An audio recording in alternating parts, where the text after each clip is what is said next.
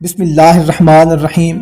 شروع اللہ کے نام سے جو بڑا مہربان نہایت رحم والا ہے۔ السلام علیکم بھائیوں اور بہنوں، امید کرتے ہیں کہ آپ تمام دوست احباب خیریت سے ہوں گے۔ دوستو، سب سے پہلے ہم مل کر دعا کرتے ہیں کہ یا اللہ ہم سب کی تمام پریشانیاں، دکھ، تکلیفیں دور فرما، آمین۔ دوستو، آج میں آپ لوگوں کو ایک ایسا مختصر سا عمل بتانے لگا ہوں۔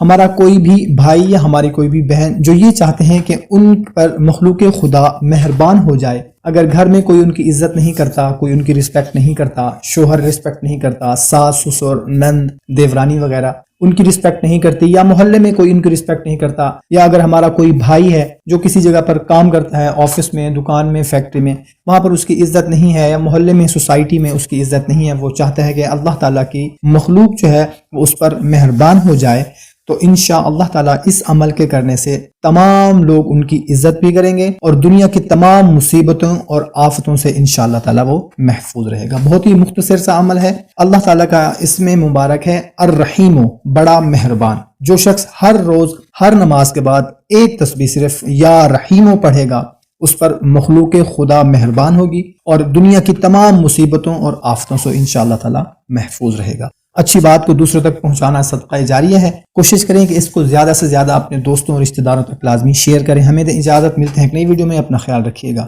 اللہ حافظ۔